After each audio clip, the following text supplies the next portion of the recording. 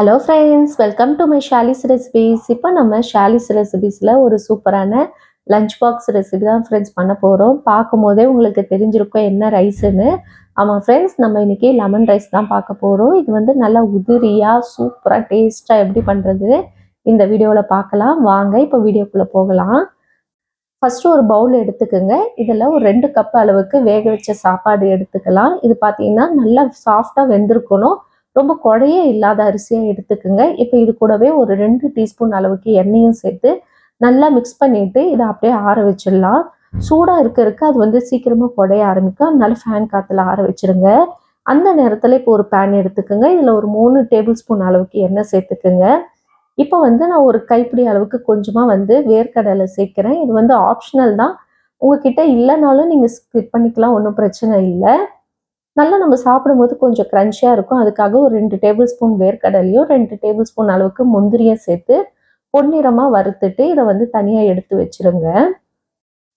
இப்போ அதே எண்ணெயிலே என்ன பண்ணிக்கோங்க, ஒரு 1/2 டீஸ்பூன் அளவுக்கு கடுகும், 1/2 டீஸ்பூன் அளவுக்கு சீரகம், 1/2 டீஸ்பூன் அளவுக்கு கடலைப்பருப்பு, 1/2 டீஸ்பூன் அளவுக்கு உளுத்தம்பருப்பு, ஒரு 1/4 டீஸ்பூன் அளவுக்கு பெருங்காயத்தூளும் சேர்த்துக்குங்க. ஒரு 3 காஞ்ச மிளகாவை கிள்ளி சேர்த்து போட்டுக்கலாம். இப்போ இது எல்லாத்தையும் லைட்டாக ஒரு நிமிஷம் வதக்கி விட்டுருங்க. இப்போ இது எல்லாமே நல்லா வதங்கின பிறகு இஞ்சி வந்து ஒரு துண்டு அளவுக்கு இஞ்சி வந்து கொஞ்சம் பெரிய பெரிய சைஸாக கட் பண்ணி போட்டுக்கோங்க. அப்போ தான் வந்து நம்ம சாப்பிடும்போது எடுத்து போட ஈஸியாக இருக்கும். இது கூடவே ஒரு 2 பச்சை மிளகாவை பொடியாக கட் பண்ணி சேர்த்துக்கிட்டு அது கூடவே கொஞ்சமாக கருவேப்பிலையும், இது வந்து ஆப்ஷனல் தான், வேணான்னாலும் விட்டுடலாம். ஒரு 5 முந்திரியை வந்து பொடியாக கட் பண்ணி சேர்த்துருக்கேன். இதையும் சேர்த்து நல்லா இந்த கருவேப்பிலை வந்து கிறிஸ்பியாக வதங்கணும். அந்த அளவுக்கு இதை வந்து நம்ம ரோஸ்ட் பண்ணிக்கலாம். இப்போ இது நல்லா ரோஸ்ட் ஆனோடனே ஃப்ளேமை ஆஃப் பண்ணிடுங்க. ஃப்ளேமை ஆஃப் பண்ணிவிட்டு இப்போ வந்து 2 லெமனுடைய ஜூஸை வந்து இதில் ஆட் பண்ணிக்கலாம். கண்டிப்பாக ஃப்ளேம் ஆஃப் பண்ணிட்டு தான் நம்ம ஆட் பண்ணணும். இது கூடவே 1/2 டீஸ்பூன் அளவுக்கு மஞ்சள் தூளும் தேவையான அளவுக்கு உப்பும் சேர்த்து நல்லா மிக்ஸ் பண்ணி விட்டுருங்க. இப்போ வரைக்குமா நான் கேஸ் ஆன் பண்ணலை, கேஸ் ஆஃப்லேயே தான் இருக்குது. இந்த நேரத்தில் நம்ம வந்து சாப்பாடு எடுத்து வச்சோல்ல 2 கப் அளவுக்கு, அதையும் இதில் சேர்த்து ஜென்டலாக மிக்ஸ் பண்ணிக்கோங்க. இது எல்லாமே ஓரளவுக்கு மிக்ஸ் ஆன பிறகு தான் நம்ம என்ன பண்ண போகிறோம், மறுபடியும் கேஸை ஆன் பண்ணிட போகிறோம். கேஸ் ஆன் பண்ணிவிட்டு மீடியம் ஃப்ளேமில் வச்சு நல்லா மிக்ஸ் பண்ணி விட்டுருங்க.